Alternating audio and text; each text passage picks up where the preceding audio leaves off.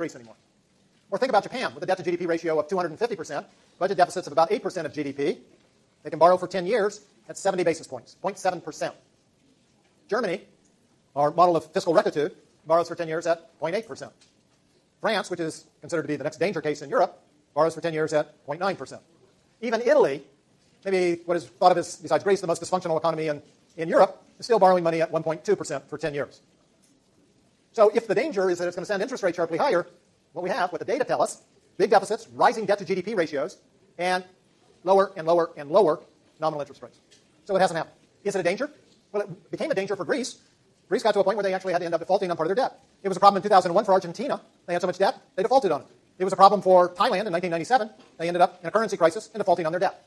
So yes, budget deficits and debt-to-GDP ratios can be a problem, but we have to also consider the general economic environment in which the country is operating in.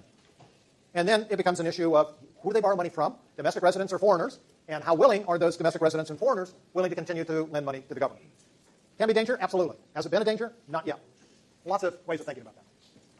So, yes? Yes, about Argentina. What about it?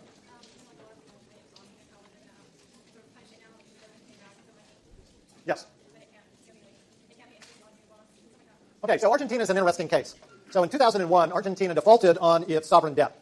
Now remember, we talked a little bit about this earlier when we talked about what happens if you have an overvalued currency and you can no longer defend it, right? You're going to see a sharp depreciation. This is what happened in Argentina. In the 1990s, the US dollar and the Argentine peso were pegged 1-to-1. But Argentina could not maintain that peg because as the Federal Reserve was raising interest rates in the late 1990s, it forced Argentina to raise their rates as well to maintain the fixed exchange rate. The problem was the U.S. had an economic boom that the Federal Reserve was trying to restrain. Argentina, on the other hand, already was in recession, and so higher interest rates made the recession even worse. So the Argentines could either raise rates to the ceiling along with the Federal Reserve, or they could use their foreign exchange reserves, of which they did not have much, in order to defend the peg. The decision that Argentina made was to do neither of those things. We'll devalue the currency. The problem with devaluing the currency is many businesses, as well as the government in Argentina, had borrowed from foreigners, primarily in U.S. dollar terms. So since the Argentine government gets its revenues in Argentine pesos, its liability on its borrowing was in U.S. dollars. Argentine businesses had borrowed in U.S. dollars, but again, their revenues were primarily in Argentine pesos. Changed the exchange rate by 40%. Your liabilities have now gone up. Your revenues are the same, except that your revenues actually went down because you were in a recession. So at some point, you just don't have enough revenue to pay, and so many Argentine businesses and the government defaulted on their debt. Argentina, 5 years later, sat down with a group of bondholders, that is, people who had lent them money, and negotiated new bonds that were worth, if I remember right, about 40 or 50 cents on the dollar. Right? So the lenders had already taken a significant what we call a haircut. That's a really severe haircut, believe me. I remember, I used to have here.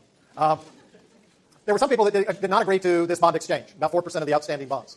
So those bondholders, so Argentina was paying interest on the new bonds, but not the old bonds. The old bondholders went to court in New York City and asked a federal judge for an injunction that Argentina could not pay the new bondholders unless they also paid the old bondholders. Argentina refuses to pay the old bondholders, who didn't agree to the reduction, and consequently we ended up with Argentina not being able to make a payment on either. So they redefaulted. So that's where Argentina comes from. So trade deficits can be a problem, but are not always a problem, just like budget deficits.